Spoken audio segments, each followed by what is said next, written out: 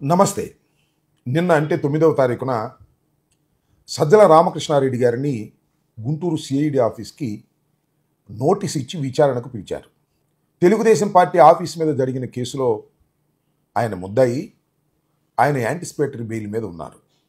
విచారణ నిమిత్తం ఆయన్ని పిలిచి విచారణ చేశారు. సుమారు సిఐడి ఆఫీసులో 2 గంటల పాటు విచారణ చేసిన తర్వాత సిఐడి వారు అడిగిన ప్రశ్నలకు సమాధానం చెప్పిన తర్వాత ఆయన మళ్ళీ తిరిగి వెళ్ళిపోయారు. ఇది జరిగిన సంఘటన. సజ్జల రామకృష్ణారెడ్డి గారు వస్తున్నారని తెలుసుకున్న తర్వాత వైఎస్ఆర్ కాంగ్రెస్ పార్టీ శ్రేణులు, నాయకులు మేమందరం కూడా పెద్ద ఎత్తున ఆయన వెంట వెళ్ళాం.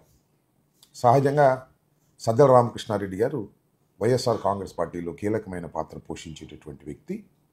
ప్రభుత్వ సలహాదారులుగా కూడా ఉన్నారు. ఇప్పుడు జనరల్ సెక్రటరీగా పనిచేస్తున్నారు. అలాంటి నాయకుడిని పోలీసులు పిలిచినప్పుడు సహజంగానే కేడర్ అంతా కూడా కలిసి ముందుకు వెళుతుందనేది అందరికీ తెలిసినటువంటి సత్యం.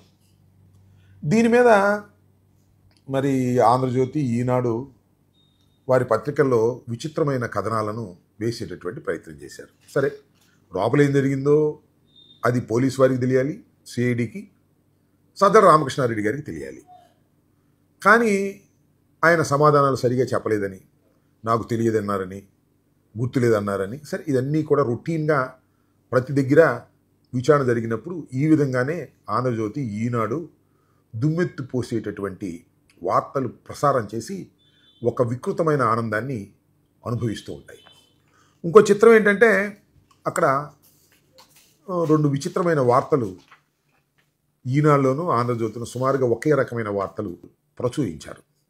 అదేంటంటే ఆంధ్రజ్యోతిలో వాళ్ళు రాసేది ఏంటంటే నా ఫోటోను, అలాగే శివ తెనాలి మాజీ శాసనసభ్యుడు ఇద్దరం కూడా ఒక ప్లాస్టిక్ చైర్స్లో కూర్చున్నటువంటి ఫోటోని ముద్రించి దాని మీద ఏమంటారంటే సిఐడి కార్యాలయం వద్ద వైసీపీ నేతలకు రాచ మర్యాదలు అని మన ఆంధ్రజ్యోతిలో.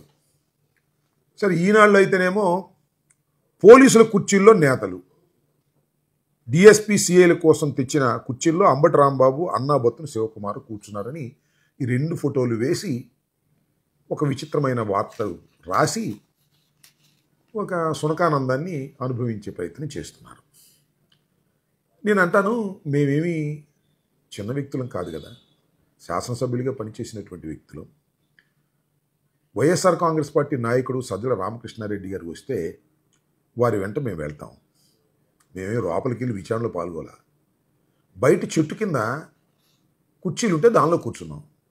అది రాచమర్యాదలంట. అవి పోలీసుల కుర్చీలట. మరి పోలీసుల కుర్చీలు దాని మీద రాసి ఉన్నాయా? ఏదో పోలీస్ స్టేషన్లోకి వెళ్ళి పోలీసు వారు కూర్చునే కుర్చీల్లో మీకు కూర్చున్నంత పద్ధతుల్లో మీరు వార్తలు రాసి మీ ఆనందాన్ని అనుభవిస్తున్నారు. రాచమర్యాదలు ఏంటి? చెట్టు కింద ఎండలో మేము 2 ప్లాస్టిక్ చైర్లో కూర్చుంటే దాన్ని కూడా భరించలేకపోతున్నారు. చాలామందిని ఎలవ్ చేశారు అనేటువంటి మాట కూడా మాట. ఎక్కడికి ఎలవ్ చేశారు? రోడ్డు మీదకి ఎలవ్ చేశారు. ఆఫీసులో సిఐడి వాళ్ళు విచారణ జరిపారు. 2 న్యాయవాదులు మాత్రం సిఐడి ఆఫీసులోకి ఎలవ్ చేసినటువంటి సందర్భం. దీనికి కూడా కడుపు మంటతో రాస్తున్నారు వార్తలు. నాకు అర్థం కాల. మనం చూసాం కదా, గోరంట్ల మాధవ్ అరెస్టు సందర్భంగా 11 మంది పోలీసు అధికారులను సస్పెండ్ చేశారు. ఇప్పుడు కూడా ఎవరైనా సస్పెండ్ చేయలేమో? మాకు కుర్చీలు ఇచ్చినందుకు, మాకు రాచమర్యాదలు చేసినందుకు, మమ్మల్ని సిఐడి ఆఫీస్ గేటు దాకా వెళ్ళనిచ్చినందుకు మరి ఎవరైనా సస్పెండ్ చేస్తారేమో? చేయండి, మాకేం అభ్యంతరం లేదు. పోలీసుల మీద ఇలా విరుచుకుపడి పాపం వాళ్ళు మాత్రం ఏం చేస్తారు? మేము మంత్రులు చేసిన వాళ్ళం, ఒకప్పుడు రాజకీయాల్లో వెలుగొందిన వాళ్ళం, మళ్ళా వెలుగొందేటటువంటి అవకాశం ఉంటుంది. వాళ్ళందరూ ఈ పోలీసులు, ఈ సిఐలు, ఈ డిఎస్పీలు మా దగ్గరికి కూడా వచ్చి సలాం కొట్టి పోస్టింగ్ల కోసం తిరిగిన వాళ్ళే కదా.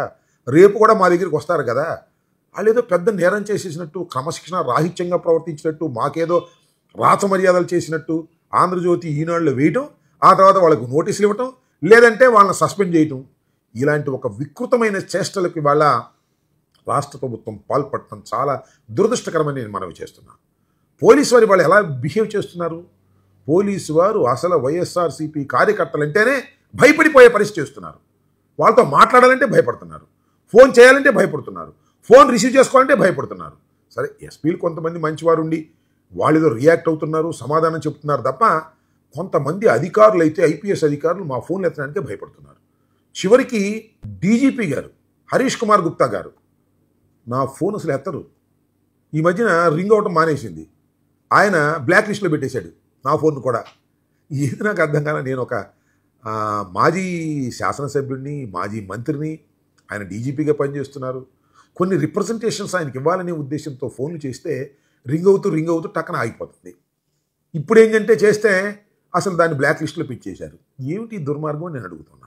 పోలీసు వ్యవస్థలో పనిచేసేటటువంటి వ్యక్తులు మాకు అవకాశం ఇవ్వాలి, మేము చెప్పేది వినాలి, విన్న తర్వాత ధర్మం అనుకుంటే చేయాలి, ధర్మం కాదనుకుంటే వదిలేయాలి. ఈ రకమైన దుర్మార్గమైన చేష్టలకు డీజీపీ గారు లాంటి పెద్దవారే ఇలా మా ఫోన్లు బ్లాక్ చేస్తే ఏమంత ధర్మం అని అడుగుతా ఉన్నా. అర్జెన్సీ ఉంటుంది. ప్రజల తరపున మేము మాట్లాడేటువంటి వ్యక్తులం, మా గురించి మాట్లాడేటువంటి వ్యక్తులం కాదు కదా మేము. అలాంటి వ్యక్తులం మాట్లాడటానికి కూడా మీరు అవకాశం ఉన్నటువంటి పరిస్థితుల్లోకి మీరు వెళుతున్నారు అంటే పోలీసులు ఏం చేస్తున్నారో ఒకసారి ఆలోచించుకోమని మనవి చేస్తున్నా. ఈనాడు, ఆంధ్రజ్యోతి నడిపేటటువంటి పరిస్థితుల్లో పోలీసు యంత్రాంగం ఉండటమో, ప్రభుత్వం ఉండటమో చాలా దురదృష్టకరమైనటువంటి పరిణామాలు.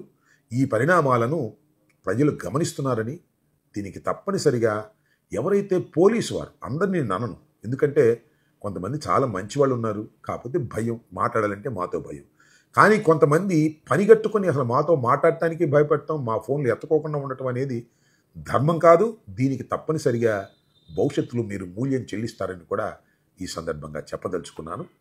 ఆలోచించుకోమని కూడా మరొకసారి విన్నవించదలుచుకున్నాను.